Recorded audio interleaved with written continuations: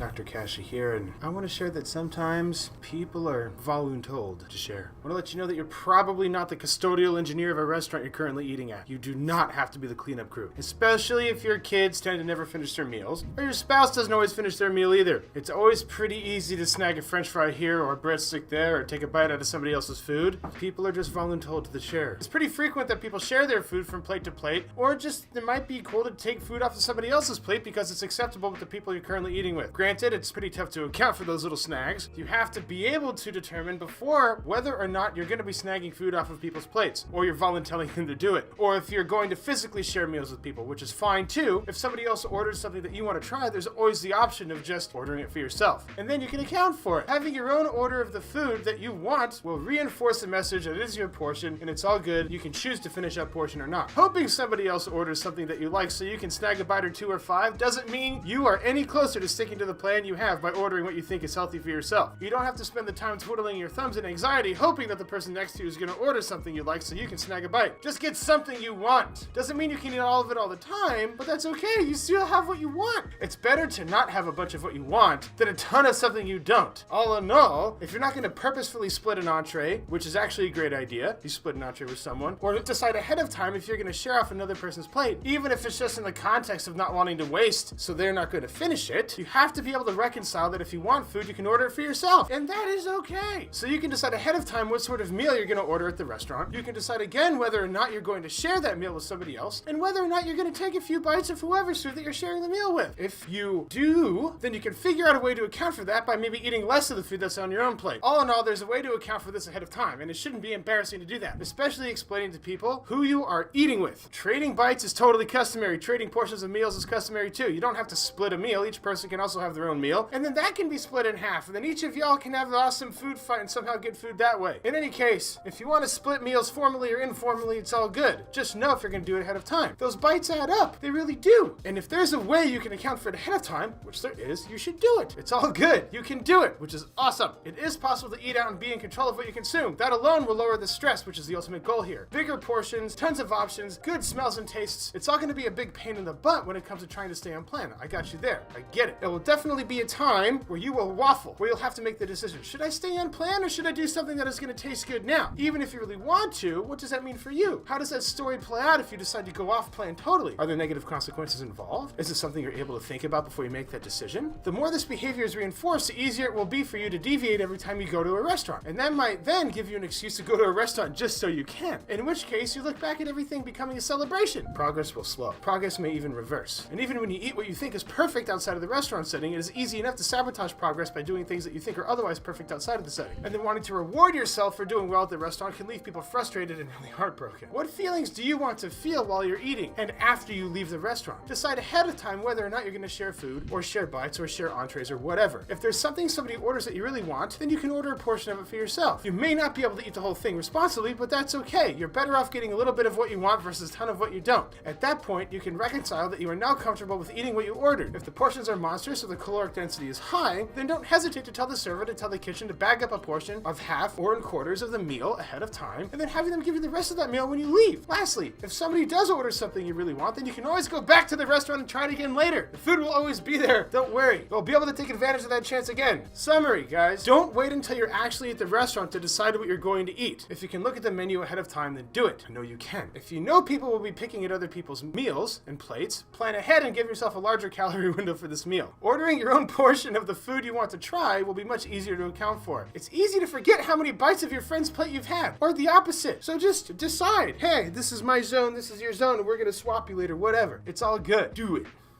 Works.